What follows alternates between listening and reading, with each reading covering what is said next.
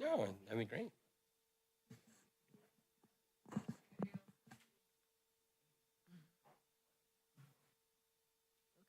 everybody ready? Okay.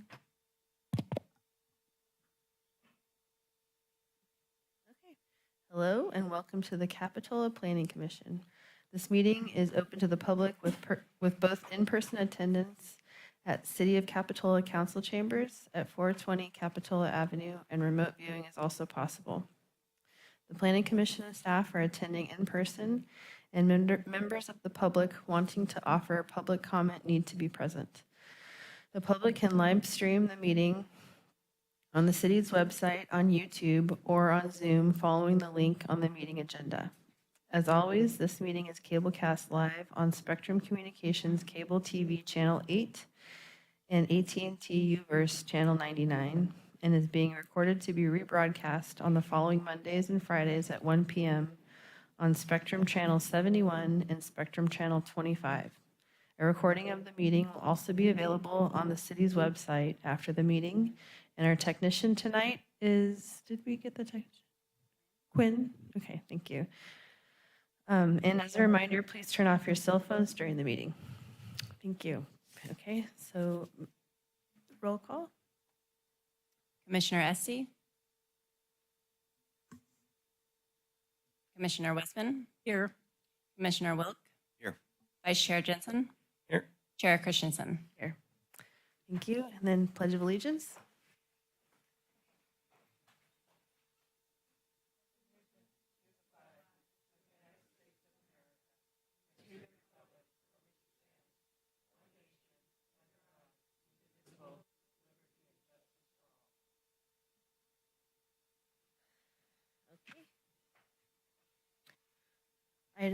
Moving on to item 2 is additions and deletions to the agenda.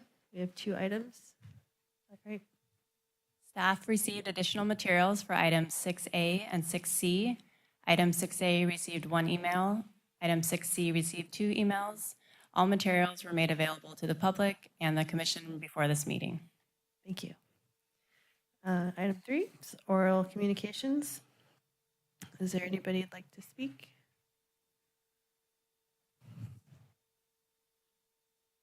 Hi, my name is Goran Klepic. I play basketball almost every day at J Street Park. I have something that caught my eye actually at the J Street Park. It's that people leave garbage around there where kids play, or that there is also alcohol consumption there where children play. So I think it's not a good idea to let that happen. Thank you very much for listening. Thank you. Anyone else? Hearing none. Moving on to item 4. All right, 4, Planning Commission and staff comments. Is there any staff comments or commission comments? Sorry. I'd like to just make one announcement that the city has kicked off their strategic planning process to really look at what the future of the city of Capitola is going to be, and when the city council is making decisions, really being able to reflect the perception of the community. So I encourage everyone to go to our website at cityofcapitola.org. There's a large button on when you first get there that says strategic planning. You click on that, it'll go directly to our survey, and it'll be up for, I think, the next 3 weeks. And we're just trying to get as much public input as possible. So just getting the word out. Thank you. Thank you. If I may, Katie, I also have an announcement. Good evening, County Commissioners. As you probably are already aware, we are currently actively recruiting for all of the city's boards and commissions, including the Planning Commission. If you haven't already, this is a reminder to submit an application to be reappointed. And if you have any members of the public who are interested in applying for another city advisory body, please recommend that they submit an application. We'll be making appointments at a city council meeting at the end of the year. Thank you. And one thing, excuse me, could you talk maybe about this weekend event that's going to be on the wharf? Oh, yes. So this Sunday, there's a special event on the wharf, and I believe the hours are from 2 p.m. to 6 p.m., and there'll be food trucks and music, and it's to raise money for homeless pet, or for the animal shelter in the city of Santa Cruz.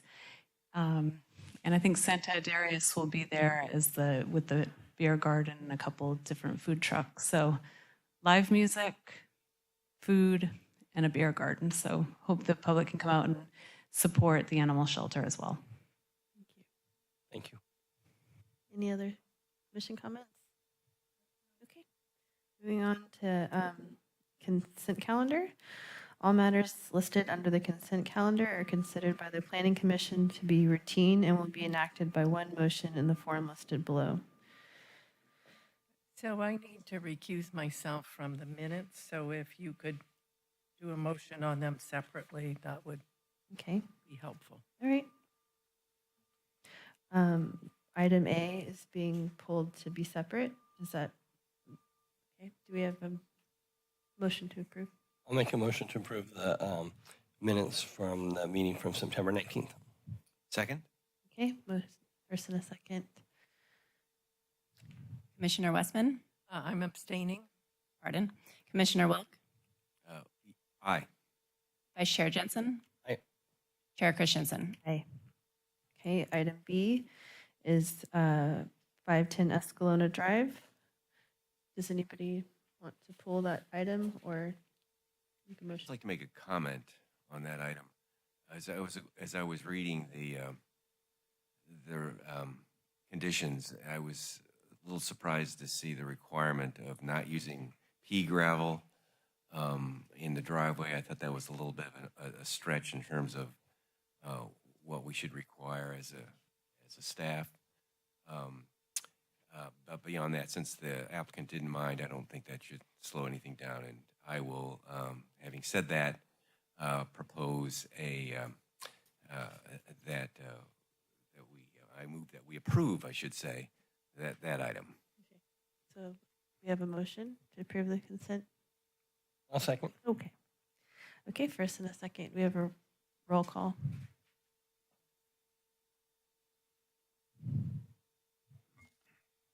Commissioner Westman, Aye. Commissioner Wilk, Aye. Vice Chair Jensen. Aye. Chair Christensen. Aye. All right. Items approved. Moving on to item 6, public hearings. Public hearings are intended to provide an opportunity for public discussion of each item listed on the public hearing. The following procedure is as follows. Is first, staff presentations. Second, planning commission questions. Third, public comment. And fourth, planning commission deliberation. And fifth, decision. Item A is 1210 41st Avenue. Do you have a staff report? Yeah, thank you. Good evening, Chair Christensen and members of the commission. The clerk is going to help me out with the slideshow. As soon as they pull it up, I'll get started.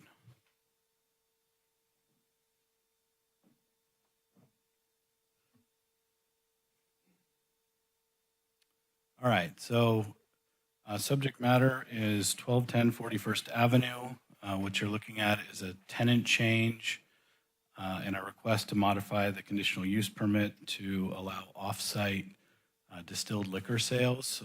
And this is in the Begonia Plaza. Go ahead and next slide, please. So currently, this is the New Leaf, and New Leaf was established in the early 1990s. Their current operations allow beer and wine sales, and New Leaf is in the process of transitioning out of the space, and the new tenant, who is the applicant this evening, will be moving in, and that's Grocery Outlet. And so Grocery Outlet has put forward this request to expand their sales offering of liquor and a liquor aisle in the store. Next slide, please. And so they've provided us with the site plan. This is a pretty detailed schematic of the interior, but I'll call your attention to the purple shaded area. So this would be the reach-in cooler, and then aisles associated with beer, wine, and liquor. And then for your orientation, the front entry is shown there with the arrow. Next slide. So with the conditional use permit modification, there's 4 considerations for the Planning Commission: so operating characteristics and external impacts, availability of adequate public services, potential impacts to the environment, and then the physical suitability of the site for the proposed use. Next slide, please. So with this site specifically, in the course of working on it, staff did receive a couple of complaints, and then as mentioned, as the additional materials, we received a couple of letters from nearby residents reiterating the same complaints that are ongoing. And I will just point out that Grocery Outlet is not the current tenant, so these complaints were filed against New Leaf, but they relate to employee noise, trash compaction, and trash collection. There was a comment about requesting limited store hours, and then an area of an unsecured side yard that is an area where there's loitering and sometimes noise. Go ahead and next slide, please. So in working with the applicant and also Green Waste, staff is recommending a couple of conditions to hopefully mitigate some of the concerns raised. So, for example, condition number 2, the applicant has agreed to install a fence or a gate to enclose that open side yard area. Staff has communicated with Green Waste and their route manager specifically, and the route manager has reported that they're going to move the pickup to a later time at this location after 8 a.m. or before 5 p.m. And really, that's not a store function. That's a function of the city's waste hauler. So we were able to get them to pick up at a better hour. And then we're recommending condition 17 would limit use of the trash compactor to 8 a.m. to 6 p.m. And then deliveries to the store would be limited Monday through Friday, 8 a.m. to 8 p.m. And staff is not specifically recommending store hours with the report presented this evening. Next slide, please. So just giving you a bit of perspective from an aerial standpoint, this is the area where there's a little opening to a side yard, and you can see the yellow arrow. The picture on the next slide will show you that from the ground level, but the shaded area in yellow is an area where it has been problematic, and it is adjacent to some nearby residences. Next slide. Here it is on the ground. There's a bit of an opening between a CMU wall and a fence covered with ivy. So the applicant has agreed to enclose this with either a gate or an extension of the fence or wall. Next slide. And then this is the trash area. So a couple of issues with noise in this area. And you can also see that this is where the compactor and the dumpsters and the recycling bins are located. So collection in this area is in proximity to the residences behind as well. Next slide. So a little bit more on the store hours. In not making a recommendation, staff has just weighed the retail operation and the impact of deliveries and recycling being kind of the more intense impacts associated with this. As well, the property is located in a distinguished commercial district, so it is appropriately located. But the actual activity of just a retail transaction, customers and vehicles coming and going, was less impactful. And then you look across the city, it's sort of a mixed bag in terms of which stores are regulated with hours and which aren't. So Nob Hill and Lucky, to be New Leaf, have no hour regulations, while Whole Foods and Trader Joe's do. Next slide, please. And then just for clarification for the room in terms of timing, so Grocery Outlet being the applicant tonight is expecting to move in end of the year, November, December. And they're the ones that would hold the new liquor license, not New Leaf. So any conditions associated with the result of the public hearing tonight would take effect when Grocery Outlet begins their operation. So it wouldn't be tomorrow when New Leaf is there, but when Grocery Outlet opens for business. Next slide. And that concludes my summary. I believe the applicant is here and may make a brief presentation or introduce themselves, and I'm available for questions. Thanks. Thank you. So I have a question. I just want to make certain that I understand this process, because it's my understanding that New Leaf has a conditional use permit to operate a grocery store, and that conditional use permits go with the land, not the tenant that's in there. And so if Grocery Outlet wanted to come in and open up the grocery store without selling hard liquor, we wouldn't be here at all because they automatically have that original conditional use permit to operate a grocery store. That Yeah, that's correct. right. So whatever we do now, as far as, putting new conditions and things on them are really because the applicant has agreed to let us modify that part of the conditional use permit because clearly these things don't have anything to do with the, Yeah, that's correct. okay, thank you. Any other questions for staff? Well, I guess I would like clarification on that. My understanding was that when they wanted to modify the conditional use permit to increase to allow for liquor sales, hard liquor sales, that opened the door for a complete review of the existing conditional use permit. So the operational conditions, you could look at operational conditions relative to the intensification of the use. Could you repeat that? You can only look, yeah. So yeah, operational conditions. So if you think that as proposed, the sales of liquor, you could add conditions to help mitigate any issues to offset the expanded use associated with the liquor license. It has to be associated with the liquor portion of it. Okay. Yeah, I had a question regarding item number 17 regarding the trash compactor. It was, I think, 8 to 6, 7 days a week, but the other conditions are based on Monday through Friday. Was there a conversation around the use of the trash compactor? I'm just thinking, like, especially on a Sunday morning, 8 o'clock. Yeah, so our recommendation just follows what some other grocery stores have. Typically, use of a compactor is a shorter duration than a delivery, so we did not put a date on that. Okay, thank you. Anybody else? More questions? We can open, I just had that technical. Okay. All right, so now we're going to open the public hearing. Would anybody like to speak to this project applicant? Yeah, go on up. And please enter your name. And, I will. Okay, when I get done here, I will. okay, no problem. Good.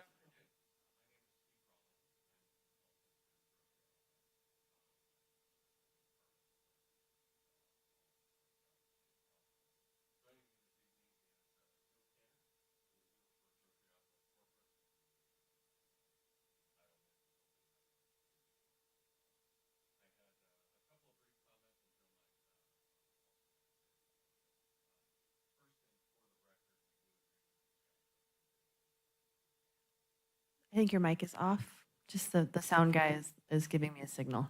Thank you. Okay, Thank you. And speak into the microphone. certainly. Thank you. Apologize. Just for the record, we do agree, concur with the staff recommendation for approval, and we do agree to all of the conditions of approval as presented to you this evening. Brian and I, when we started this process, immediately talked about the area in the back, and putting a fence up there was very logical. Grocery outlet wants nobody back there. That doesn't benefit them at all. And we certainly understand the concerns about noise with the trash pickup and compactor. We're agnostic to when they pick up the trash. And it's kind of up to a hauler. I understand that they were picking up rather early, and to us, it doesn't make a difference what time they pick it up. So we're have no issues with the conditions. We just hope that the hauler will actually abide by those. And certainly if they don't, we're happy to say something and make sure that that's rectified as well. For those of you that don't know much about Grocery Outlet, there are a couple. They have 280, 290 stores in California, 400 plus nationwide. There's a store in Santa Cruz, store in Watsonville. We're very excited to be here in the town of Capitola. Every community that we've opened up a store in, we've gotten a very good following immediately. We bring a very, very good merchandising offering to a community. All of the stores in California do sell alcohol. This one we would like to inventory distilled spirits, which is very standard for us. along with the wine. The display area is less than 10%. It's only about 7% of the, and that includes the beer and wine, 7% of the overall floor area there. So with that said, we're open for any, questions that you may have. And last thing I wanted to touch on is that locally, well, it's a large corporation and there's many management levels. Locally, it is managed by an owner-operator. Owner, not exactly, but operator, meaning that the people that are managing the store are usually people that are local to this particular area.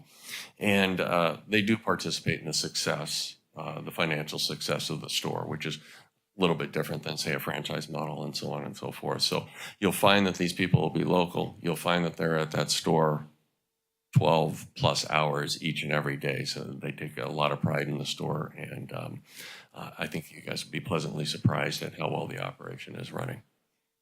Thank you. With that, I'm available for any questions. And Joe, I don't know if you had anything more to add, but.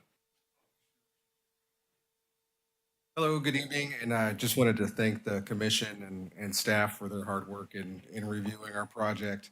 My name is Joe Tanner. I'm the entitlement and permit manager for Grocery Outlet, and we are very excited to be coming to Capitola in the coming year. And we look forward to working with the community. And I was going to talk about the IO model, and our consultant very eloquently explained that really the individual is part of the community. And a lot of times it's very, very common that the store operator is part of the chamber or the Rotary or some local community groups. So I think that if there are issues that may come up through the store's life, that the operator will be very, very responsive and open to communicating with the city and the citizens as well if anything should come up in the future. And of course, my phone is always on, and Brian has my contact information if any other follow-up questions come up or any concerns in the future that may come up. I'm happy to chat with any one of you about those. So thank you. Thank you. Anybody else would like to speak about this project?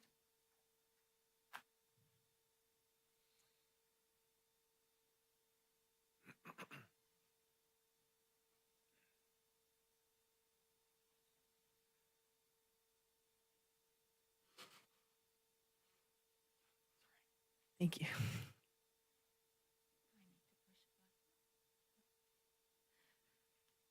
Good afternoon. My name is Friba Garamoni. I'm a homeowner in Tradewind Senior Manufacturer Home Park located at 4160 Jade Street.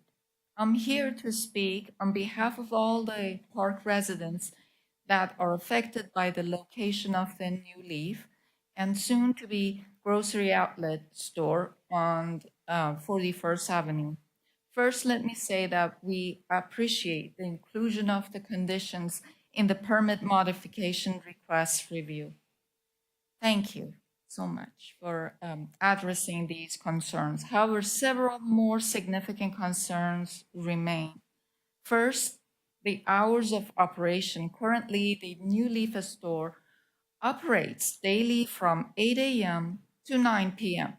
In the 1990s, park residents contacted the city and made significant effort to ensure that these reasonable hours were maintained. Allowing any extended hours of operation would result in substantial noise at times where nearby residents are trying to sleep. The residents are in their 70s to 90s, and this will adversely affect their health. Second, the location of where delivery trucks idle needs to be limited to areas away from the back wall, separating the store from the homes. The idling trucks cause excessive exhaust fumes to carry over the wall and enter into homes. This problem is currently causing some residents harm and forcing the closure of windows at all hours during the heat. Finally, the issue of outside refrigerators should be addressed and included as a condition of approval. All such equipment should be inside the store and not located outside. Such equipment creates substantial noise 24 hours a day. Again, on behalf of the park residents, appreciate your consideration. Thank you. Thank you.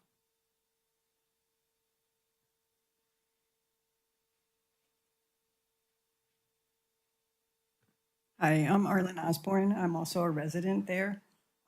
My property does not back onto New Leaf, but and I'm just taking the opportunity since the new management and stuff is here, the consultants, to mention one other item, which is that when New Leafs and the surrounding area leave their dumpsters open, as soon as it gets light, we have flocks of seagulls coming in that make a raucous sound for quite a long time.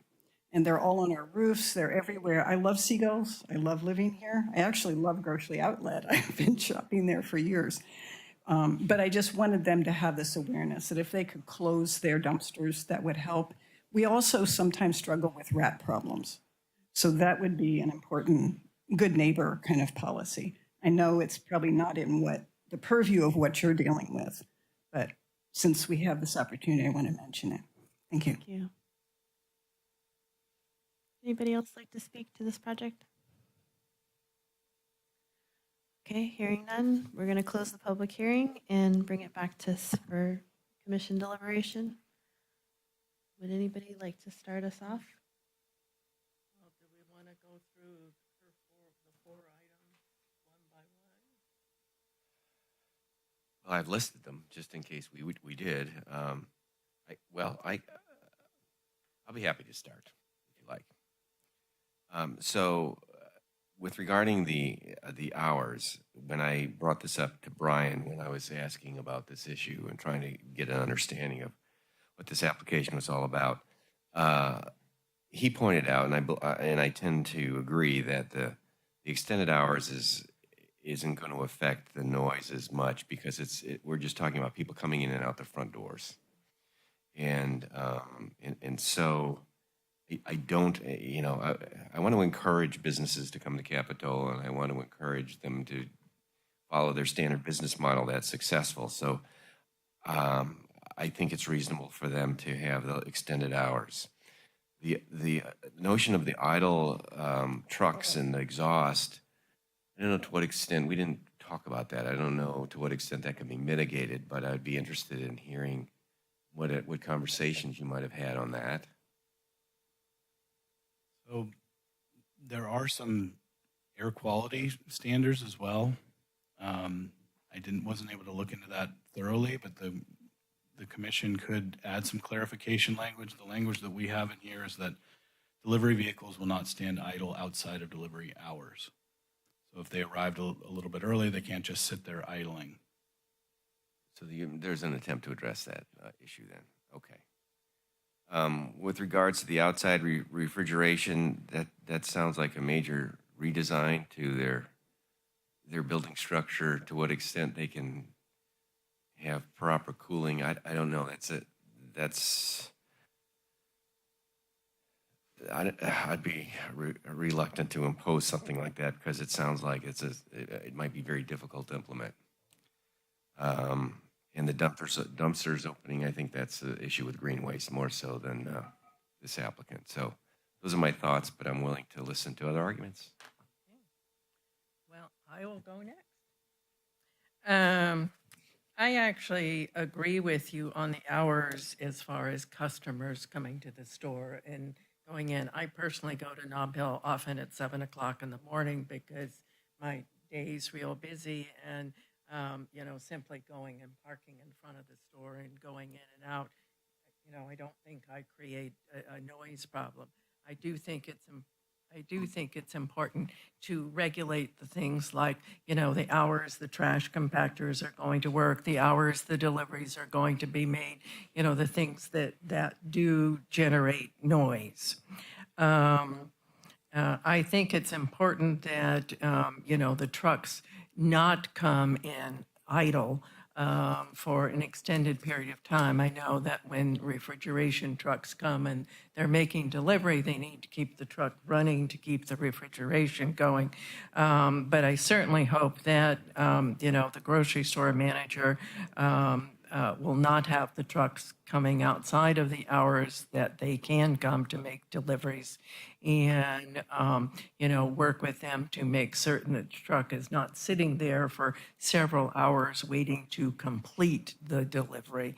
And I think that's something that we can work with the grocery store operators on. And I've seen grocery store operators do that and work with the people who make deliveries to them.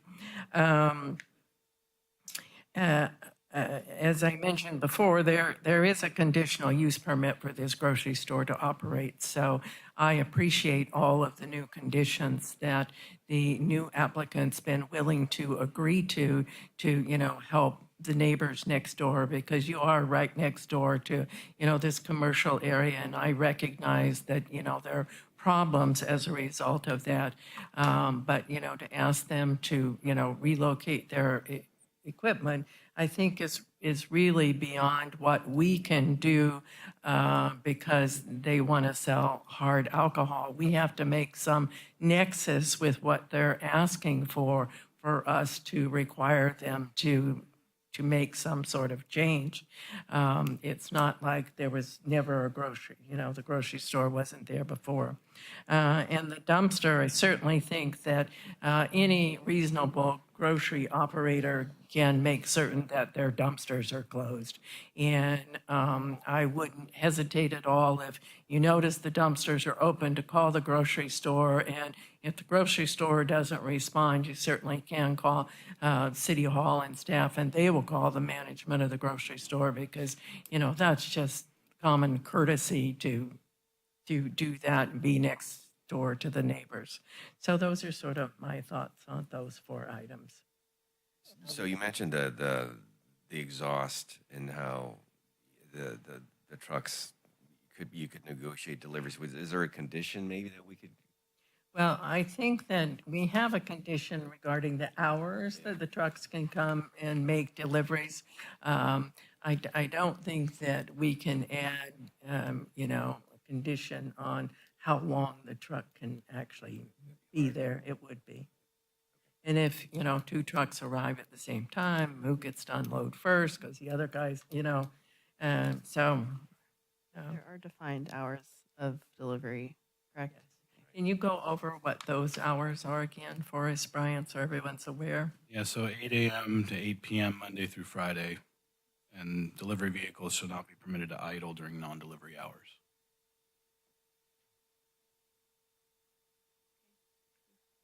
So just a clarification, there is not new equipment being installed, refrigeration equipment, is that correct?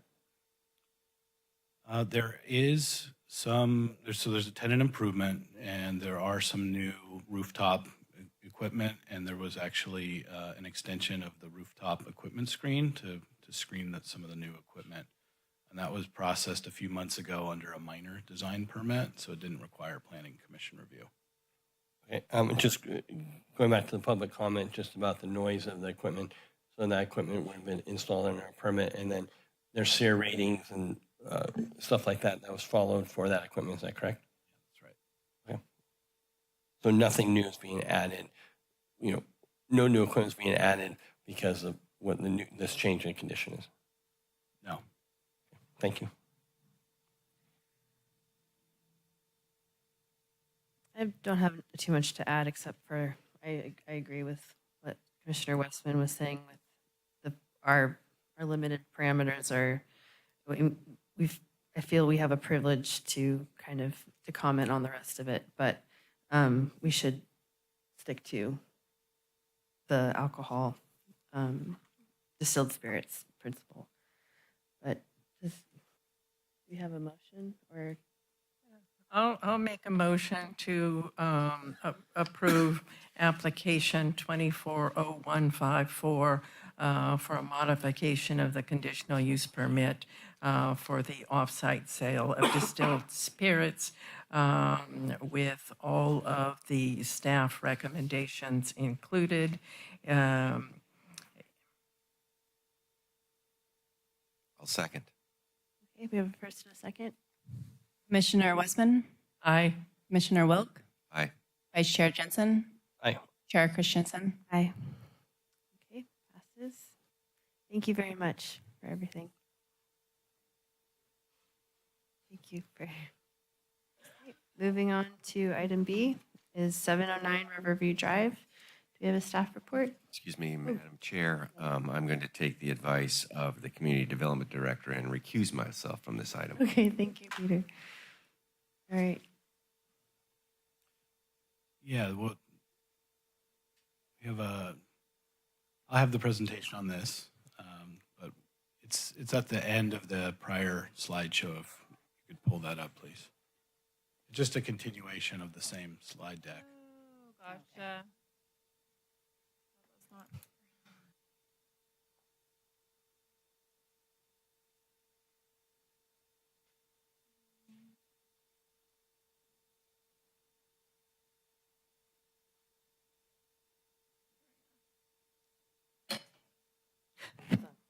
That's the second.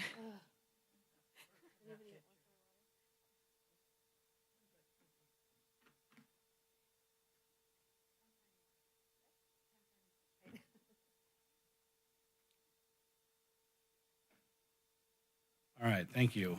We're ready. I'll go ahead and get started. So 709 Riverview Drive, we've got a request to remove an 85-inch Monterey cypress tree with a future development. And just real quick on the aerial photo here, you can see the star is the existing building built in the 1950s. It's about 1,000 square foot single story residence. And then you can see the tree to the left of it. There's a very large tree with about a 60-inch canopy in the rear yard. Next slide, please. So the proposal from the applicant is really to get an early read on tree removal with an anticipated future new residence, with the concern that going to the expense and effort of a full design without a read on this tree could be a waste of time and resources. And so that's really what their motivation is this evening, is to get a read from the Planning Commission on status of this tree prior to preparation of plans. Next slide, please.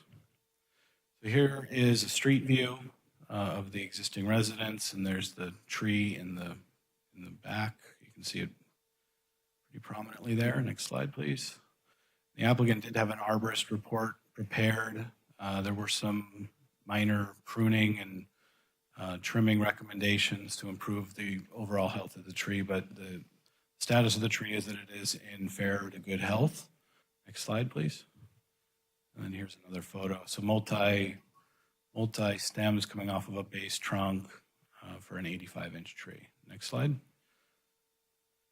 And then this is a conceptual site plan. So just to give you a lay of the land, the property is a little over 5,300 square feet. It's got an FAR of a little over 2,600 square feet.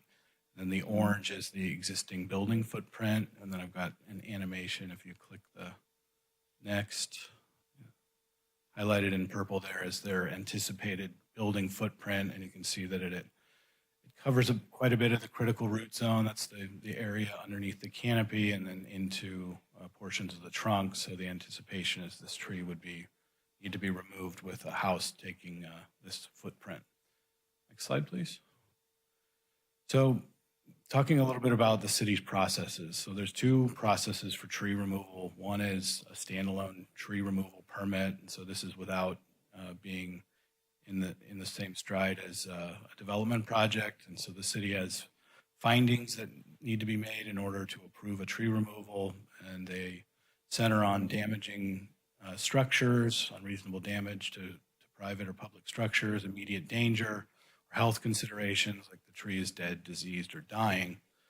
So there's a pretty tight set of criteria for independent tree removal. And then the second process is tree removal in conjunction with development, which is affords a little more authority to the Planning Commission, which has full authority and discretion over tree removal for development. And The commission can consider other factors like canopy coverage or lifespan of the tree, useful life of structures, alternatives, better overall outcomes, arboricultural practices, etc. Next slide. So most of this is in your staff report, but some of the considerations that we wanted to put forward is the tree is certainly a very large specimen, canopy spread of 60 feet, 75 feet tall. I showed you an estimate of the drip line of the tree. Then we took a look at the buildable area or the buildable envelope. So that's the lot area excluding the setback area, like where actually a building footprint could be compliant. And that's about half of the property at 2,695 square feet. Critical root zone covers about 1,100 square feet of that space, so 41% of the buildable area. The point of those two facts is really any kind of development is going to have to deal with the tree and would require some significant effort to design around the tree, jog around the tree, minimal impact type of foundations, maybe be a two-story home. Another one is that the tree is past its midpoint in its lifespan. It's likely that a new building would have a useful life longer than the remaining lifespan of the tree. Removal would also reduce canopy coverage from 51% to 9%. So in the same movement as a new development, the applicant would need to propose to get the canopy coverage back up to 15%, which is the city's goal. And then quoting the code here, so new residential development shall be sited and designed to minimize cutting of trees. So without having a full application, we haven't really explored all the alternatives, but the code advises us to explore alternatives. And then procedurally, an approval now would also potentially reduce purview of a future planning commission while reviewing a complete application. Next slide, please. So we are recommending denial of this application, but we've also included an alternative if the commission concludes that removal is warranted. And so there's a couple of timing conditions and mitigation conditions. So we would want the actual removal of the trees to be tied to this future design permit and not to remove the tree in the interim. And then the second would be replacement of 2-to-1 with 24-inch box, and then a landscape plan showing the achievement of the 15% canopy coverage goal. Next slide. So again, recommending denial. The denial would not preclude the applicant from proposing tree removal with their future design permit. So with that, I believe the applicant is here and also wants to make a presentation, but I'm happy to take questions. Any questions? Okay. I'm going to open up the public hearing. It is the applicant.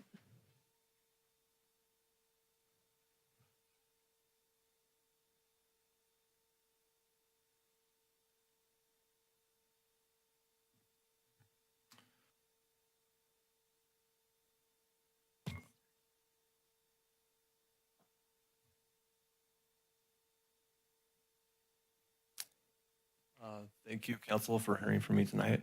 I'm the owner at 709 Riverview Drive. And just give you a little history of me and this tree. I did submit to have the tree removed with the tree removal permit. And as Brian said, Brian did a great job. It was denied. I was hoping to get that approved because I do see the tree as being a hazard to both my house and my neighbor's house. And I believe that it's large enough that it would not only cause damage to the structures themselves, but potentially to people inside of them. So I was told I could appeal to the Planning Commission, and I'm hoping that I can get the approval because, as Brian said, I don't want to spend a lot of time and money going through the process of drawing up plans and submitting those for approval only to have it denied. So I guess just a couple other comments. One is that I've worked with other municipalities, and those typically have a provision in them to remove trees that are in the way and not just in poor health. And so that's something that typically is done in other municipalities. Another thing is that the best time to remove this tree is going to be between the point that I demo the existing structure and I build the new structure. So if I build a new structure and I build it around that tree, if it were to come over, it would most likely, it can only fall in one of 4 sides, and 3 of those would have structure. So it would be a great risk to either my house or my neighbor's house. And then finally, it was told to me that there have been projects that the city of Capitola has their own building projects where they have removed trees that were in good health. So I guess I'm appealing to the Planning Commission to essentially just apply their standards equally between their own projects and projects taken on by private citizens. And that's it. Thank you. Thank you. Anybody else that'd like to speak to this project?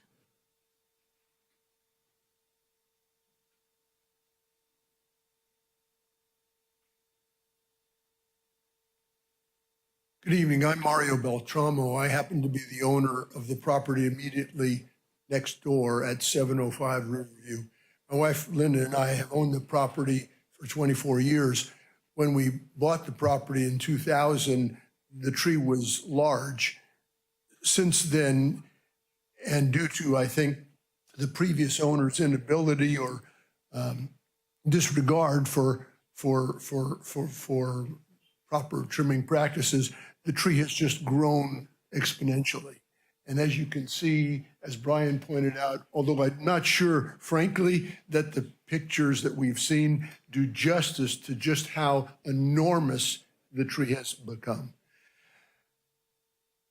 So over the years, it's gotten closer and closer and closer to our property at 705, to such extent that now a significant portion of the tree is literally over the roof of our house.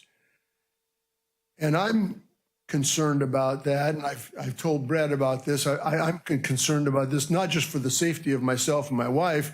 We're in our 70s, if we die, we've only got about a 10-year life expectancy at most. But I'm more concerned with the life expectancy of my 12 grandkids who are over the house all the time. And they're staying in our bedroom when they sleep over. They love to do that. And literally at night, we can hear squirrels, I hope they're squirrels, jumping from the tree to our roof. And we have seen the limbs fall. Despite it being healthy, in storms, limbs have fallen. And frankly, thanks to the Lord, they haven't yet come down on the house. They've fallen only on the fence. But they're becoming precariously damaged in such condition now that we have seen them break and almost fall. And we've had to call tree trimmers to come and remove the tree. And I'm worried that if this tree is not removed very soon, a calamity is going to befall one of us, Brad's family, my family, or the family on the other side. And so I'm very much an advocate for the applicant's right to remove this tree. I think it would be in the best interest of safety, in the best interest of the community, and certainly I can't imagine anybody being able to build with that existing tree the way it is right now, no matter what size house you put on it. So thank you very much. Thank you.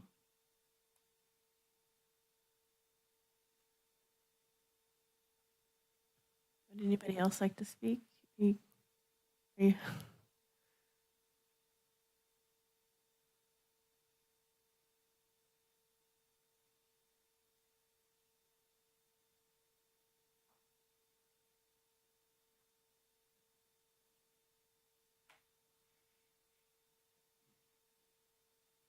Good evening, honorable members of the Planning Commission. Can we bring a slide back up? Can you bring the canopy of that or the overhead shot of that lot there with the tree?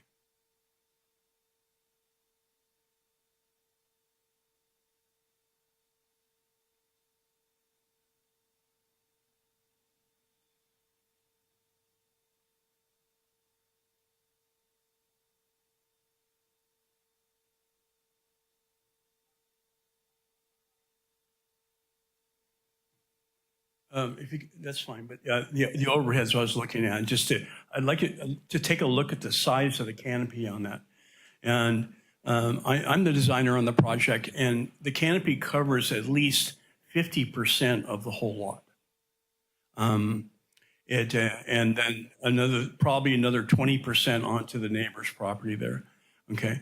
The size of the tree. There's some contradictions in the building process today, and one of them is that fire departments want you to keep 100-foot separation from homes for fire safety today.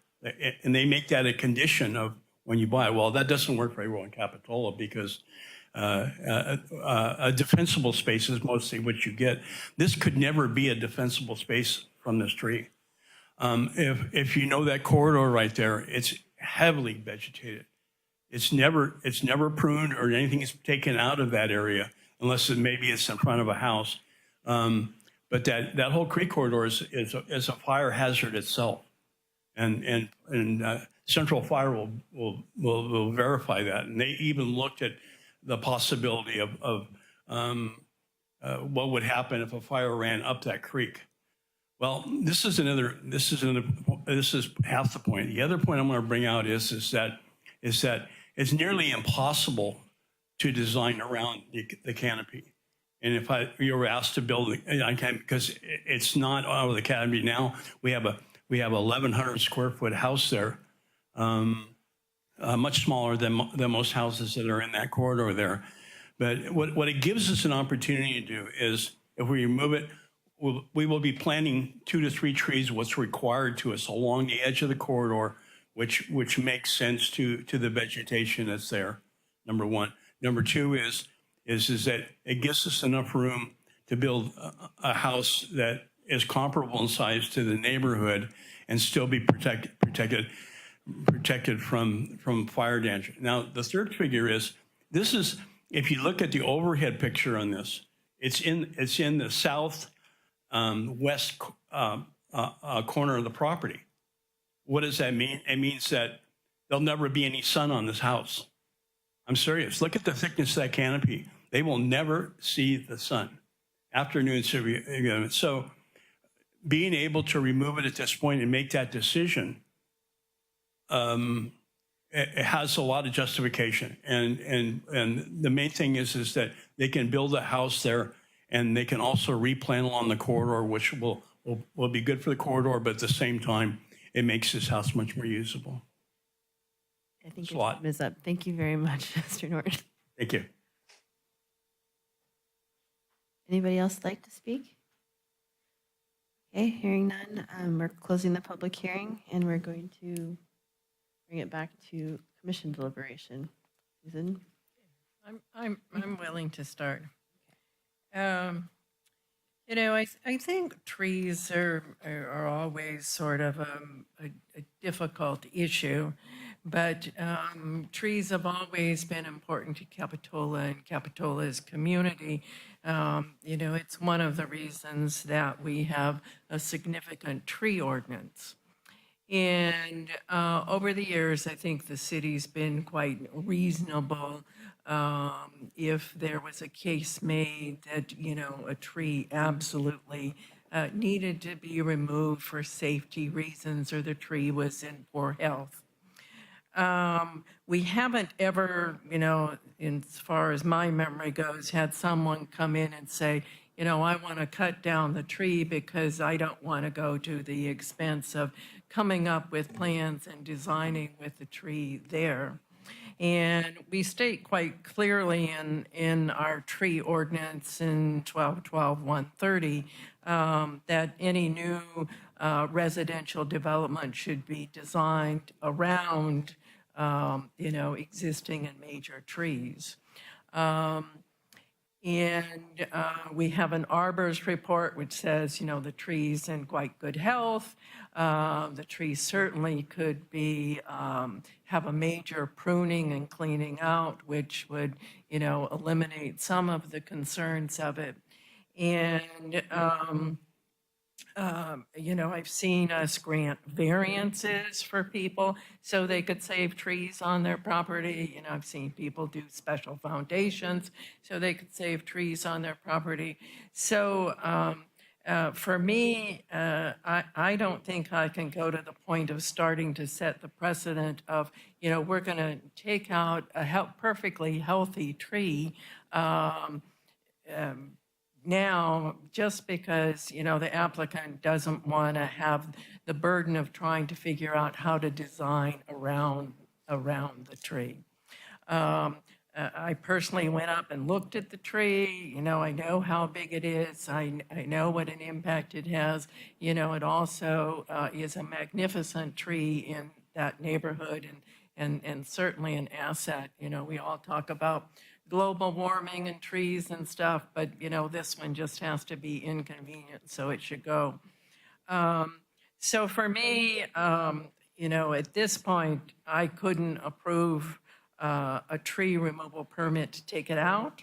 As the staff said, it doesn't mean that the applicant can't apply for that when, he presents a design to the city to go forward with building a residential unit.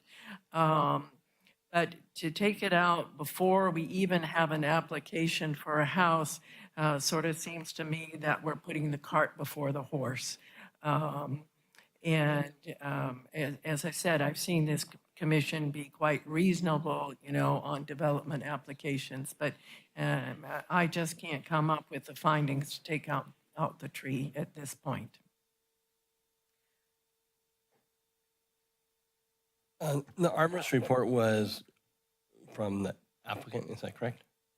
Yeah, the applicant, directly. And so there was one arborist report that came back that said the tree was in healthy condition but needed trimming, is that correct?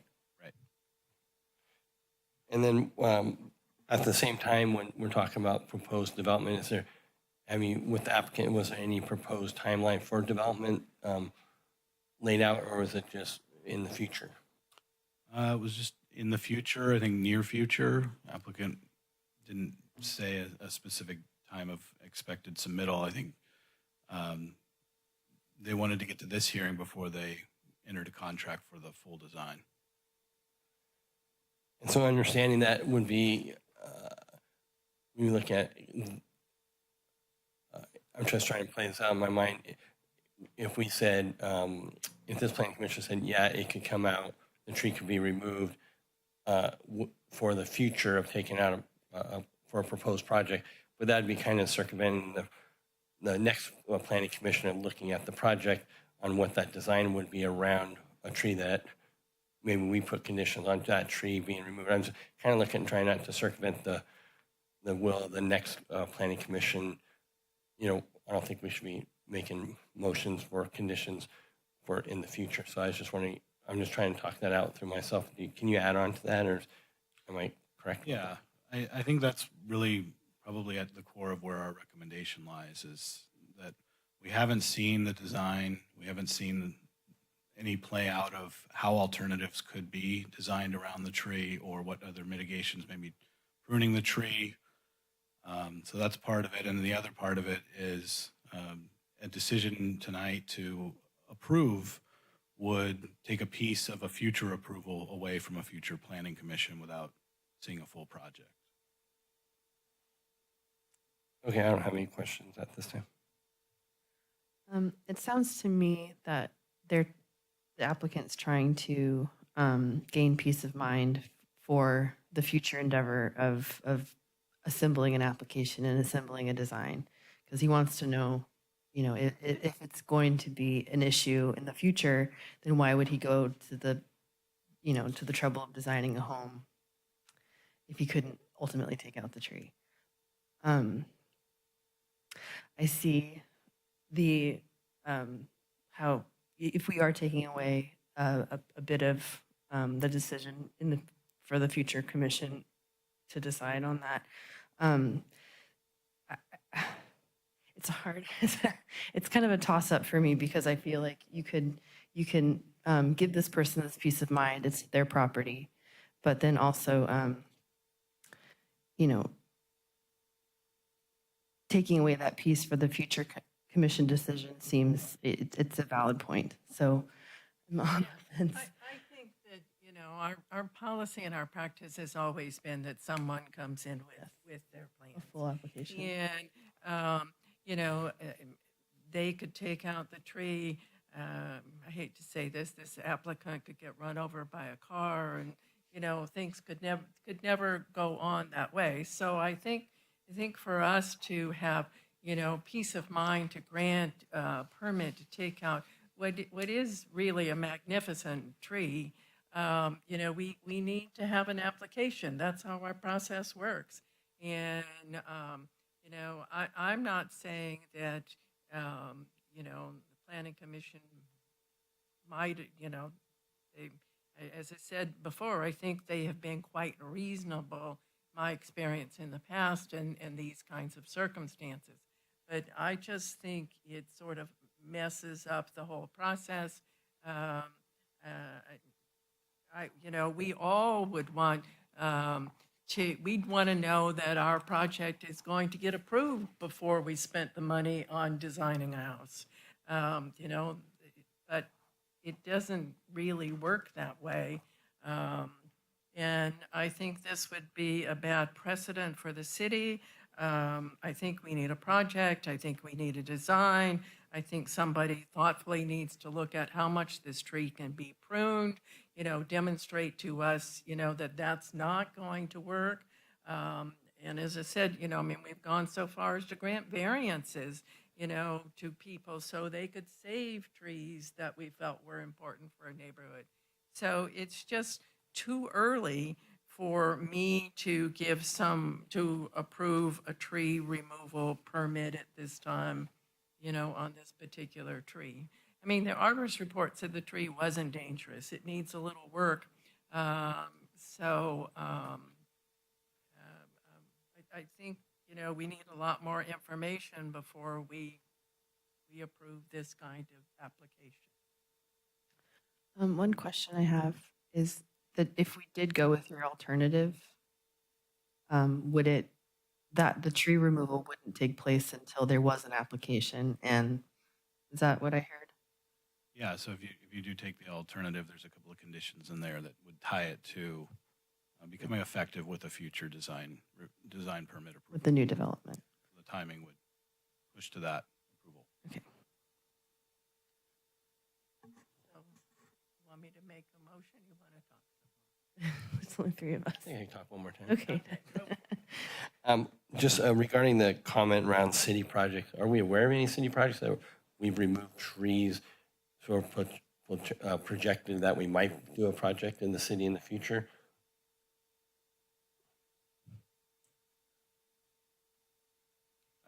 I think what gets referred to, because I've heard that comment before, was the removal of the tree here at City Hall.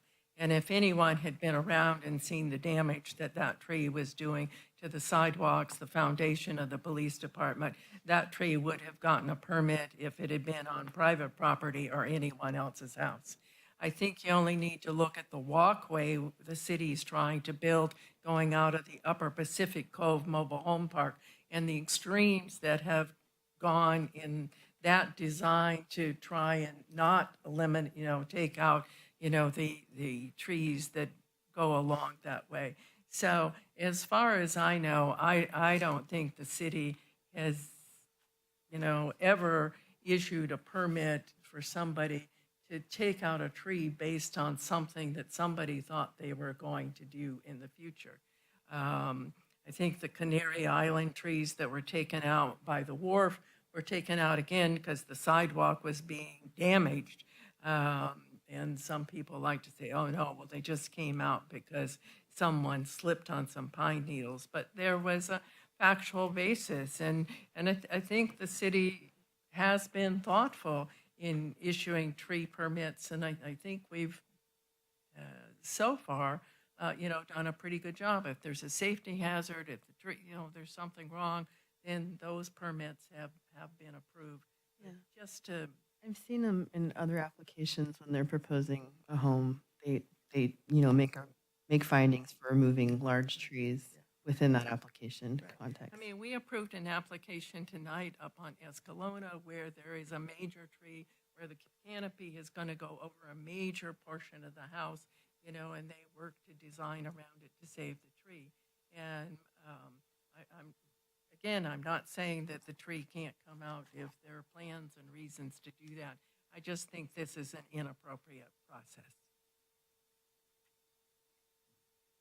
So I will make a motion to deny application 240351, the tree removal permit at, I think it's, forgotten the address now, 709 Riverview Drive. I'll second. Roll call. Commissioner Westman, Aye. Vice Chair Jensen, Aye. Chair Christensen, Aye. Motion is denied.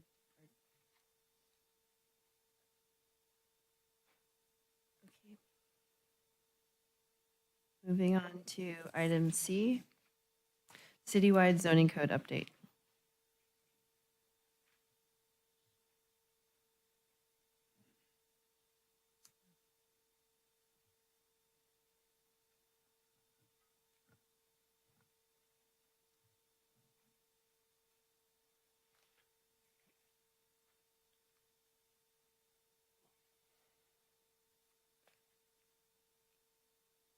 Oh, thank you.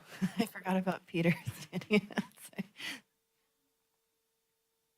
Is it getting cool outside? All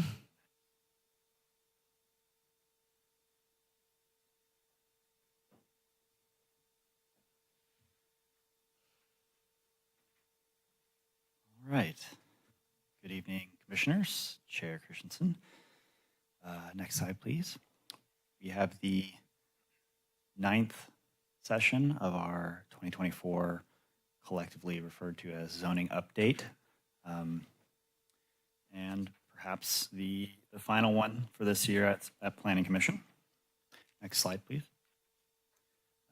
So we'll be covering a bit of the background and from the last meeting, as well as some of the proposed design amendments that were partially introduced last meeting and are here today, as well as the staff recommendation for an approval and alternative options as well. So on September 19th, as you recall, the Planning Commission adopted a resolution recommending approval by City Council of the majority of the zoning amendments and code amendments and map amendment removing the overlay. However, the chapters relating to design review were explicitly pulled from that resolution. For further discussion tonight, the Planning Commission also requested a bit more information on comparing how the design review updates in process compared between the old code, which we sometimes refer to as Arkansas, the current code, as well as the proposed amendments tonight. And I just wanted to provide a reminder, mainly for anyone listening, that the amendments that had been introduced back officially in August for multifamily zoning, as well as the Capitola Mall incentives that weren't introduced but were intended to be, are not going to be reviewed until 2025. We still occasionally get inquiries about that, so just wanted to make that clear to the public that those are not on this calendar year's agenda. Next slide, please. So on a high level, the changes to the existing code include the requirement for a public notice of submitted application to be posted on the project site, as well as expanding the types of projects that would require a design professional review and involvement, loosely involving the majority of single-family projects, as well as additions to multifamily projects and non-residential as well. Next slide, please. So we further broke down some of the tables that were already included in the staff report and expanded on it a bit as well. this one here is just who participates in the design review process. That's the lead up to Planning Commission review. And under the Arkansas version of the code, the prior code, as well as the current and future, staff has always been a component in that review. However, under the old code, all applications had a design professional or architect involved in the review, regardless of the project type. If it required a design permit, it required the architect at the Arkansas meetings to be involved. Under the existing code, as you know, we had the dissolution of the Arkansas committee, and now it's typically just reviewed by staff with exception to a number of project subset types, in which case those are reviewed by a design professional. And under the proposed code, that same format exists. However, it would likely have a substantial increase in the types of projects and the number of projects that now have design professional involvement. Next slide, please. So expanding on when their participation is a part of the design review, here we have just a breakdown of the single-family projects, multifamily mixed-use, and non-residential. Again, under the prior code, all projects had that component. Under the existing code, as you can see, it did not involve single-family projects, and for other projects, it was related to new structures. Under the proposed code that we have tonight, it again includes notably single-family projects, upper story additions, and new single-family homes, as well as additions, new upper floor additions to mixed-use multifamily and other broader additions to non-residential. Next slide, please. And we added this to try to better conceptualize how this process will be slightly different between the different types of projects, because under single family review, it is going to be a lower process.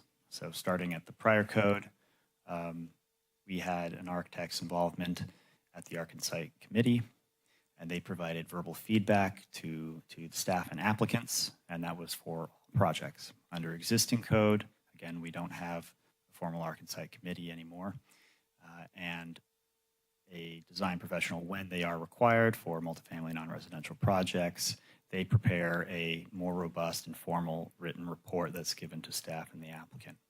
And so that runs as a complement to staff's review. Under the proposed code, we have a bit of an amalgamation of those two processes, where for single-family projects, you would see something similar to Arkansas, where they're receiving, city and the applicant are receiving verbal feedback from a design professional. And under the multifamily and non-residential projects, we'd continue to have that more robust written report preparation. Next slide, please. And it can be difficult to try to quantify exact timing or even a range, and even if we did, the margins in between how they would differ here might not provide a useful metric for the Planning Commission. However, on a higher level, looking at what might take longer, what might take less time, we have in green the projects where you have an architect or design professional sitting in on a meeting or being involved directly with staff and the applicant, providing verbal feedback, is typically an easier process to facilitate, as opposed to the two in yellow, where you actually have that consultant providing a written report, and which, among other things, that takes more time for them to finish, as well as getting them to have earlier lead time on their review, rather than like with Arkansas, they might have received a package of materials a week or less before a meeting, and then we're giving more topical advice. So just on a higher level, the verbal feedback format would likely be a little less time consuming. Next slide, please.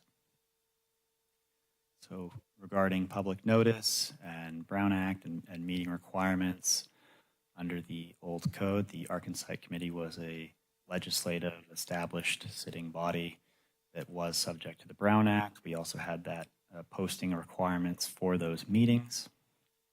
Under the existing code, with intention that Arc and Site Committee was dissolved and the review process no longer required the Brown Act stipulations. And under the proposed code, it has been subsequently revised so that we aren't creating a body that would be subject to the Brown Act. So under the existing code and the proposed code, neither of them would be subject to the Brown Act. However, in addition to the proposed code is the introduction of that public notice of submitted application, where an applicant would need to post their site shortly after submitting an application and have that verified. So that's something new and wasn't done in the Arc and Site timeline. Next slide, please. It's a little cut off there, but on this one, we just have some breakdowns of cost estimates. Under the prior code, it was a stipend-based, where the city paid a stipend to contracted architects that worked on it, typically $50 a meeting. Under the existing code, we go by a contract basis that is tied to a project. The estimates you see up there are within the range of some of the recent projects we've seen where we've had their involvement. And that is a direct applicant cost. And under the proposed code, again, here we would have a combination of approaches whereby the less rigorous review for single-family projects, you'd be looking at more of a stipend model, and then we would continue the upper direct applicant cost for multifamily and commercial projects. Next slide, please. And we wanted to note, it looks like we have them here tonight, but we did receive a public comment from YIMBY with some concerns regarding the design review amendments tied to timeline and process and objectivity, as well as comments about suggested language changes and additions to the density bonus amendments that would further reference compliance with the city's local coastal program.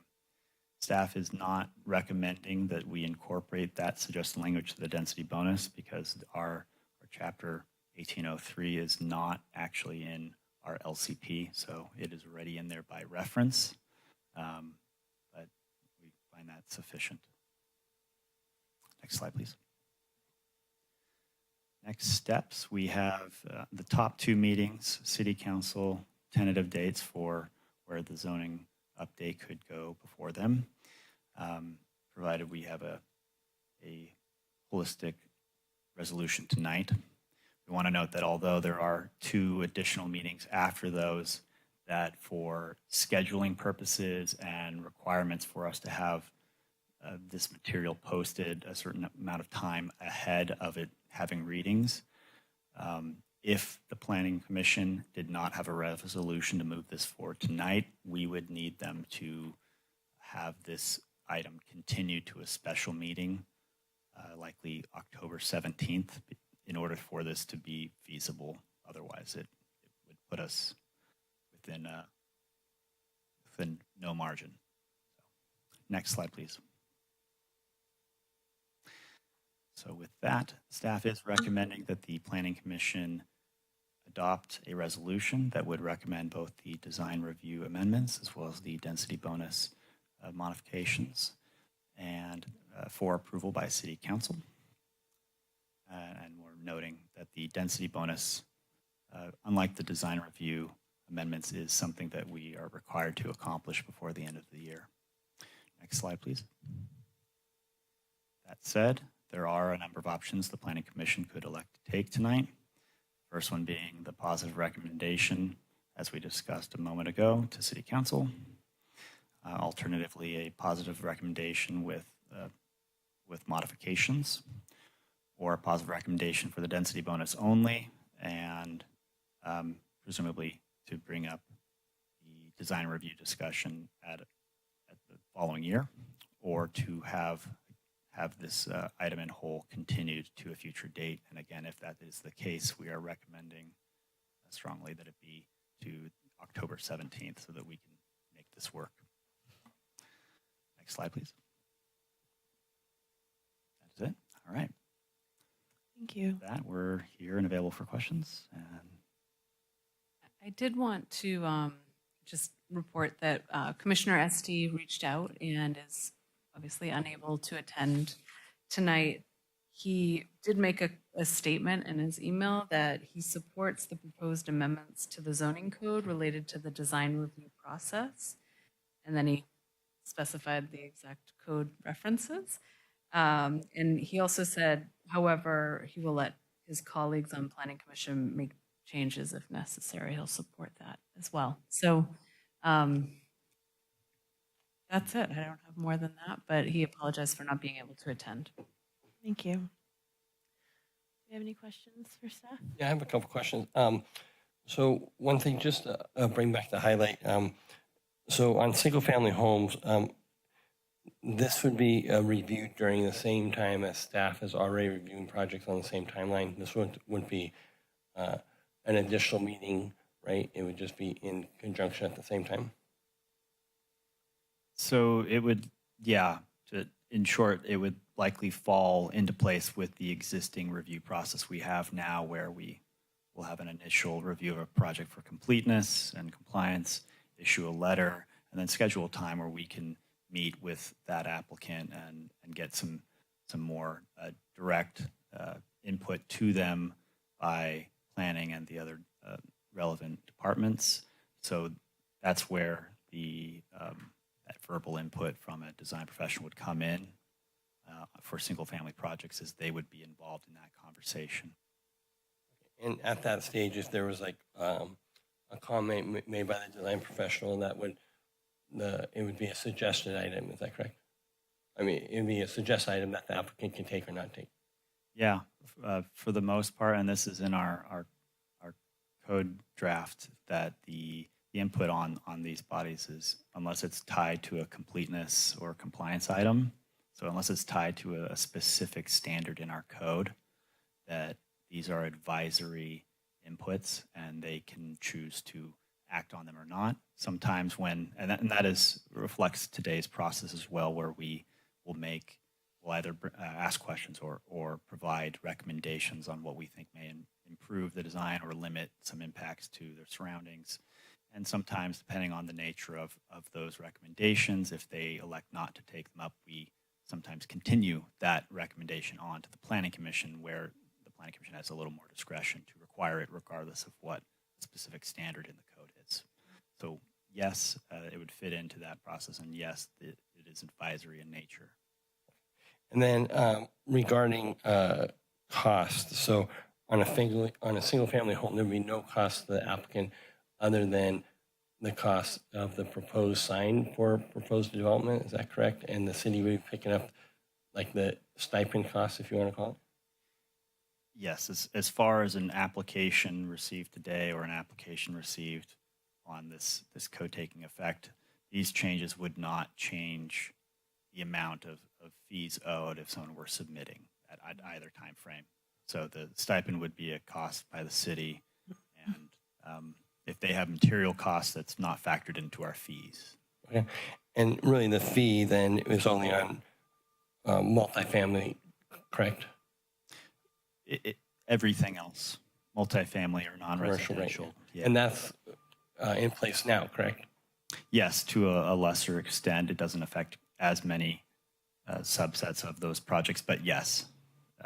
And when we talk about existing code, the existing code from what date? Was that 22? Today. I mean, are you asking when it was adopted? Yeah, when was it adopted? It was adopted in 2018, and then it was certified by the Coastal Commission in 2021. Okay, thank you. I think it's just important to I was kind of trying to reflect on this issue and see how we got there and what we're trying. I think as commissioners, and I'll speak for myself, a lot of projects are coming to the commission, and it seems like communication to our community maybe hasn't been the best or it can be improved. So I think we talked about, we've had, and these are just comments, I'm saying they're valid or been substantiated. But, I didn't get a green card. It's only 300 feet and, I'm at 302 feet and I didn't get a card. And so I think the staff has taken upon yourself to look at some other projects and extended 300 to 500 feet. And I think the goal was that, I know one thing I brought up was about a sign in front of the project to kind of have that be another way of noticing the community about projects that are going on. And there seems like there's concerns and questions about the whole process and everything. And then I started thinking about, when we had the room filled, like, I think, a month ago with many people, when the green card went out and the little green notice went up about zoning changes and stuff, and it seemed like there was a big community, let's just say community was excited about the potential changes in their neighborhood. And I was trying to see, as we're trying to bring the community along and as we're doing this development at the same time, would it be a good idea to maybe take this issue and maybe reach back out to our community a little bit more when we're doing that zoning code update and looking at that outreach will probably be a lot more extensive than what we've heard here in the last couple meetings. And also there'll probably be more design professionals, architects involved. I think as zoning is going to change across the community, we might get a better flavor of, does this work, or how can this even proposed thing be enhanced? So I just wanted to throw that out to our commissioners to see maybe for some deliberation or thought around those two things. And I appreciate you clarifying about the cost and the timing on what the proposed change might be. So thank you. Thank you. So I just have a procedural question. So as far as our housing element is concerned, at this point in time, we need to move forward with this so that we can comply with what the state needs us to do in 2024. But as far as the changes to the design review ordinance, none of that needs to happen in 2024, right? That's not on our work schedule for this year. That is correct. So to move forward, really the only thing we need to deal with is the density bonus. And it wouldn't impact the housing element if we decided to delay making any changes to the design review process tonight. Okay.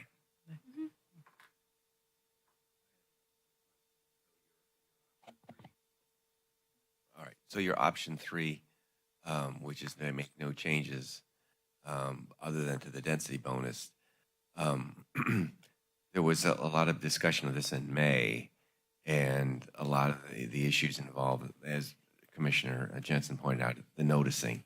And there was this, Ben Noble said, yeah, they do some things in Berkeley that involve better noticing and whatnot. So is your option 3 including better noticing, that kind of thing? No, option 3 would be to move forward with the density bonus only. And I think it said, and just not make a motion, no recommendation on the changes to the design permit. So we would revisit that in 2025. And if there's different planning commissioners, it'd be up to the planning commission whether or not they'd like to revisit that item as well. So that's the risk. So I have one more question. So there is nowhere that I could find that it says, because right now applicants have to put up a notice if they're going to remove a tree, if they're going to build a project or that. And it's, an 8.5 by 11 green sheet of paper. And there's nothing that's codified that says it needs to be an 8.5 by 11 green sheet of paper. So, if staff had heard from the commission that we don't think those are notices that people can see and, understand, on your own, you could go ahead and say, well, we're going to start using, an 11 by 17 sheet of white paper the notice is going to go on. I know it's petty, but one of my biggest complaints has always been this green color that was used, because you can't see it when you drive down the street, or it goes in landscaping or that kind of thing. But that kind of change can happen without any zoning ordinance amendment, right? Yeah, that's one of the advantages of not having it in the code, is that we could make that administrative change. Okay. Well, we probably should open the public hearing. Yes, thank you. Do you have any further questions? Did you have? Okay. So opening the public hearing, do we have anybody that'd like to speak?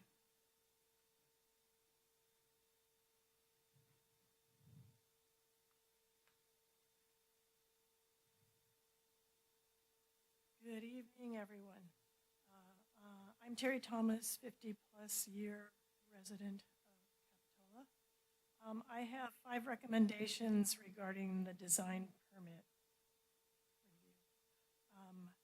review. 17120-040B, notice of proposed development that you just discussed. The applicant shall post a notice of proposed development that is visible to the public from the right-of-way. Okay. 8.5 by 11, you can't see it from the right-of-way, period. It needs to be readable size from the right-of-way so that people that are driving by or walking on the sidewalk can see it. Otherwise, you're looking at something, you have to go up to it and read it in the bushes or wherever it is, like 18 inches away. So that's first. Second, in 17120-050, it says that review criteria are advisory. I think we should have something a little stronger in the wording, like requirement or some strongly recommended or some kind of equivalent. Number 3. Could you please speak into the microphone? I don't think they can Oh, hear you in the sorry. back. It's okay. Short.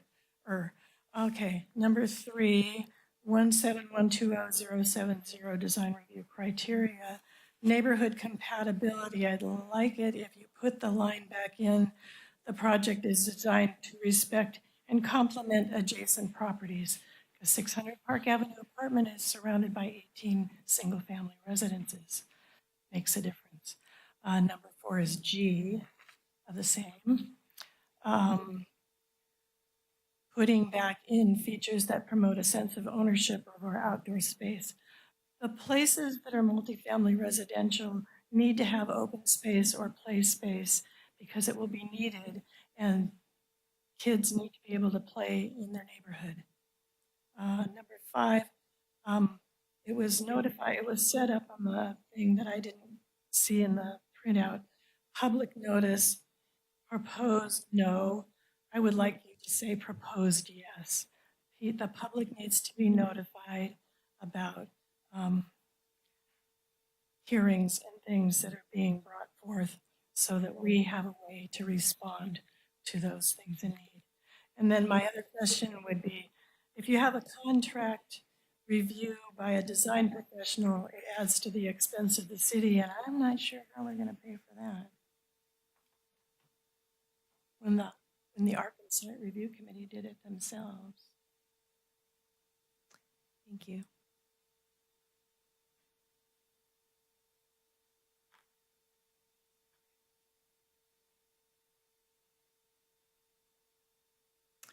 Hello, Commissioners. Janine Roth of Santa Cruz EMB. Thank you for your time today. You've all, I hope, seen the letter that we sent. I just want to highlight a couple of the words that I've just heard. Advisory, don't really need to take the comments. It would be more discretionary. And the reality is that what the California state laws around housing have done, or what it means under some of the housing laws, like the state density bonus laws, is that discretion is quite limited. health and safety, some environmental concerns, things that really do matter are part of the review. But mostly it's objective standards. And if things are compliant with zoning and objective standards, your general plan, I'm afraid that the review and the opportunity to change is quite limited. And so when I read about a city contracted professional writing a written report, $2,000 to $4,000, these are extra costs and time that are going into projects that you guys need in the city as part of providing homes for people. So I think it's worth revisiting what is proposed here today, which is overhead and longer timeframes.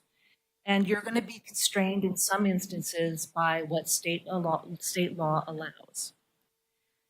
I'm not sure if you were referring to the ministerial process, but I also don't see anywhere in here who's responsible or where the ministerial approval process takes place, which is also part of state law and less discretion. There's a lot of subjective language still in the design review criteria. I think the last speaker was speaking in favor of more subjective criteria. I advise that there should be less. And then in terms of the LCP, I appreciate that you don't want to adopt the specific language, but again, I have a concern, we have a concern. If there's a conflict between the coastal, the LCP, and your zoning code, it's the LCP that trumps. And so if you're changing, if your LCP includes adopted standards that are going to be changed by state laws like density bonus, that's a problem because the LCP rules. Thank you all for your time. Thank you very much. Okay, is there anybody else who'd like to speak? Hearing none, we're going to close the public hearing and bring it back to the commission for deliberation. So, I think that, the design review process is extremely important. And I think it's something that we need to give the community an opportunity to be involved in, particularly since we're looking at making some significant changes in densities and zoning in town. And, I've battled myself, back and forth because Capitola has approved 2 new affordable housing projects recently. That's sort of the largest projects we've ever approved. And, both of them went through the process of having a design professional look at it. And we worked with the applicant. And I think that the city got a significantly better project for the community without it being a huge cost to the developer. In talking to them, the changes that were made were not cost prohibitive. And so, I hate to see all of that go away because we still are a small community of, 1.6 square miles. This is not sort of a major metropolis. But I'm diverting there a little bit. So for me tonight, I think we should concentrate on dealing with issues that we need to get done before in 2024 to be in compliance with our housing element. I don't think we can go through tonight, and I appreciate you all, delaying this till I was here, and now Commissioner Esty is not here. But I think this is something that needs a good, thorough dialogue and discussion in the community. We probably need to figure out a way how to engage the community and do some more public outreach. And I really think this Commissioner Jensen is right. This is something that ought to be talked about when we're talking about looking at the individual areas and, you know, the increase in density that's going to go on there. So for me, I would like to proceed tonight with option 3, which means that we would only deal with the density bonus section tonight, and then make a recommendation for this all to go forward to the city council. So you're suggesting leave the design review process the way it is for now? Leave it the way it is for now, and then next year, when there's more time, there can be more community input. You know, there's going to be new people involved in it. They would all have an opportunity to have their input. And I would suggest that the city take down the architectural and site review notice that's still on the bulletin board outside in the lobby when you come in, since there is no architectural and site review committee right now. So that's the direction I would go tonight. I 100% agree with you, Commissioner Westman. Okay, so Let me chime in a little bit. So the reason I voted against delaying it to this meeting is I assumed that it was a foregone conclusion that the rest of you would vote for reinstating the architect as part of the design review. I'm glad that, in retrospect, that we didn't delay, because it gave Yimby a chance to write. And we did not coordinate, even though our letters are very similar. But it gave me also a chance to collect my thoughts and put them on paper and put my arguments down. Again, I guess it's a victory to say, all right, let's kick this down the road, get more public input, get more architect input. I'm happy with that notion of, you know, let's leave things the way they are for now. I also was intrigued with the comment about the cost when we go with RRM all the time and you thought that was a great idea when we go to multifamily. Is it RRM? Is that our consultant? And I just keep remembering when their comments when they came in, we were looking at, for example, the entryway to the various apartments, and the original approach was to have 2 columns, but they were wooden columns. And RRM came in and said, you know, you really should put a brick base on those columns. That would make it look nicer. And they agreed. They said, okay, that's fine. But to me, that was, again, one of these subjective things that no one asked for, that is costly, counterproductive, and just creates delays and frustration, I think, on the applicant's part. But I like the idea of putting more community input. Let's get more on this. In the meantime, let's leave the code the way it is, because I like the code the way it is, with the exception of maybe getting rid of RRM or the equivalent. And so I also agree with option 3. yeah, I'll counter a little bit. I don't think having good design, you know, that works in our community is a bad thing. And you know, when an applicant hears from someone else, whether it's another architect or another professional in their field, and gives them some advice about some design changes they can do that are not really huge cost implications in the project, that it's wrong to have those take place, because I think it makes a better place for people to live. Nobody wants to live in an ugly building. Subjective. Yeah, but you know, Really didn't design an ugly building intentionally, although perhaps there are some. But it Oh, yeah, maybe I'll give you that. Maybe I'll give you that one. I think we probably need to get to the density bonus.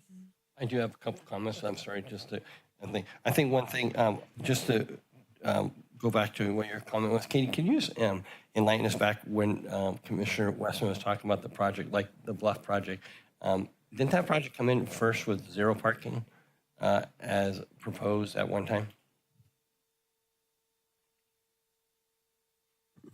I don't think that concept ever made it as a formal application. I think in like pre-design reviews, they had floated that idea and we steered them away from that. Right, so I guess the point I was getting to is that, I mean, I think the staff did a remarkable job in working with the developer on proposing additional parking, what the impacts were of the neighborhood, and try and listen to what the community's voices were to try and make it a better project. So I just think that, again, input from staff, input from the community can make a project better. I think just going back to Commissioner Wilk's comment about victory, I don't look at it as a victory. I look at it, it's an opportunity for more community input in the future.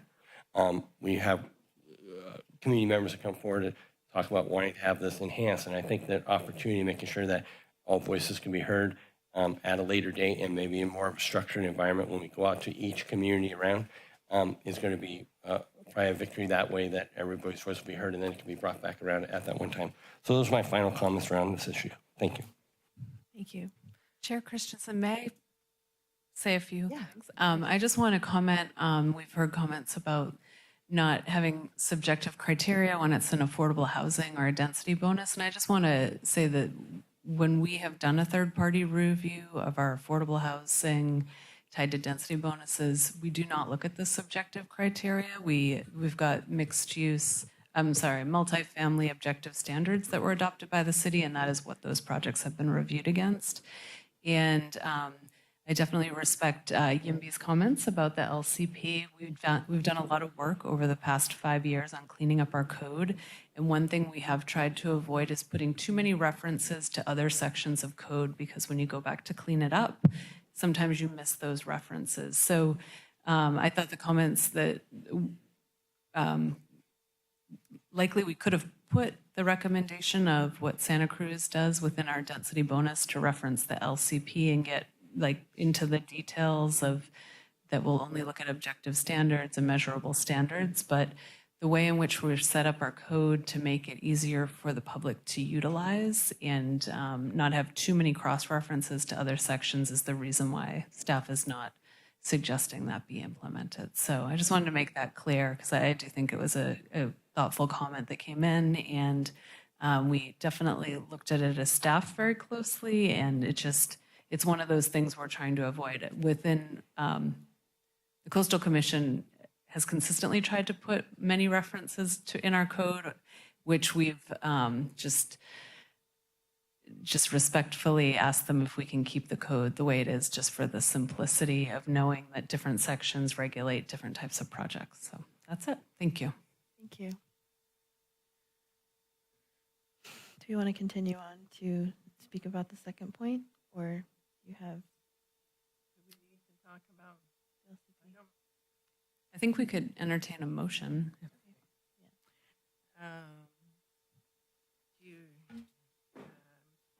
we have wording on approving the resolution?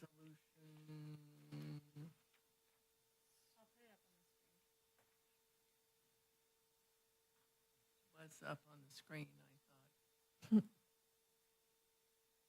We want to make certain we approve the resolution with the right words so it doesn't get back to bite us. We've had that happen before. Okay. So we're recommending the adoption of a resolution recommending to the city.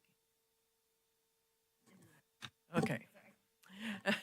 We are, the motion is to adopt a resolution recommending to the city council that they adopt the proposing code amendments, including the density bonus item. And to remove references. To remove references from regarding design review. I will second. Okay, we have a first and a second. Roll call. Commissioner Westman? Aye. Commissioner Wilk? Aye. Vice Chair Jensen? Aye. Chair Christensen? Aye. Thank you. So now that we've dealt with that item, I would appreciate, Peter, if you don't send letters to the whole commission, because if you send out something to all of us, then that's our communication under the Brown Act. And so you limit any other commissioner having the opportunity to talk to one other person. And Apologize. it would be helpful to not have that happen again, because sometimes for me, it's helpful to talk to one of the other commissioners to get some clarification. No, historically, I've gone directly to Katie, but I don't know what, the last couple of times that just slipped my mind and I just sent it to everybody. That was a mistake on my part. I apologize. Yeah, well, your apologies accepted. I just need to have my options open too. Thank you. Thank you. Okay. All right, moving on. We have item 7 of the director's report. Yes. I have a few updates for you. So first, with the on-ramp for the southbound Highway 1, we're all adjusting, and it's estimated from the RTC that that on-ramp will be closed for southbound for 2 months. So we're 1 week into it and have some time ahead of us. The grand opening for the wrist bin, we're looking towards the end of October, early November. So hopefully I'll have a concrete date for you in the near future, but the goal is out there. The amphitheater has been poured, the railing has been poured. It's really coming along. It's beautiful. I think they're next working on landscaping. So we're hoping to get that open within the month. The community center is now closed at Jade Street. They moved into the neighboring school district building. So they're still at the park, or the local offices, but we'll be moving forward with remediation efforts there. Very exciting. We got a $3.3 million grant for the Jade Street Community Center. So that's a CDBG grant that's very exciting. And then I mentioned the strategic plan, and I'll just restate, please get the word out, tell all your friends. You just go to the cityofcapitola.org, click on the strategic plan. It'll take them to the survey. We'd love to see that the number get really high on how many of our fellow residents fill out this the survey and provide feedback, because it'll be utilized as a tool for future decision making within the city to really understand where our residents would like to see Capitola in the future. There is one section in there that's tied to the Capitola Wharf, and where people can provide comment on what they would like to see on the future of the wharf. So that will be helpful in our long-term planning for the wharf. And then just some updates on what's coming up at the next few meetings. I did want to bring to your attention that next week there's a pretty exciting city council meeting in terms of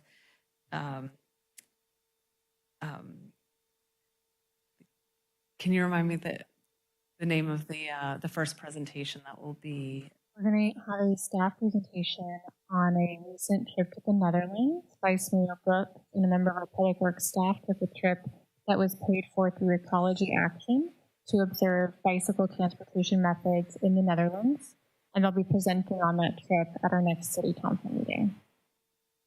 So that'll be exciting. And then following that presentation, we'll be discussing a 41st Avenue request for qualifications to look at a corridor study and really thinking about the future of 41st Avenue and the multimodal transportation on 41st Avenue, as well as placemaking and branding for 41st Avenue. So really taking a look at economic development into the future. This is something that will create a blueprint for 41st Avenue. And then from that, we plan to see like incremental changes and incremental plans that would be more fine-tuned, but really just setting the stage for what 41st Avenue could be, and also considering all the development that we're projecting within our housing element.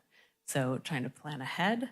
And also the Cosmont study. So we referenced this, we were working on the Cosmont study for the land use study on how to assist the mall in redevelopment through different land use practices. So that will be published tomorrow on our website. And there'll be a presentation from Cosmont on that. So really looking at, again, economic development tools for the mall and tied to land use. And then at our next Planning Commission meeting on November 7th, we'll be discussing the tree ordinance. And at that time, it will just be an open work session. And also, at this point, we don't have any definite projects moving forward at that meeting. So I'm sure we will, though, by the time we get around to it. So that's the projections looking forward. And that concludes the director's report tonight. Thank you. Just one question. Is that grant, the one you talked about, Jason, is that additional or is that the one that we got before it just got funded? This is one that we were waiting on the standard agreement for. So the agreement is now in place and signed, and so it's moving forward. So it's fully funded. Thank you. We'll be applying for more money for the park as well. So I do hope we can go forward with improving what our noticing signs look like. I hope the other commissioners agree with me that that's an important thing so people can see them when they drive down the street. I agree. Not only that, but you mentioned earlier the notion of getting community feedback early in the process on all design activities. I agree with that as well. Obviously we disagree on some things, but certainly community input is important. Great.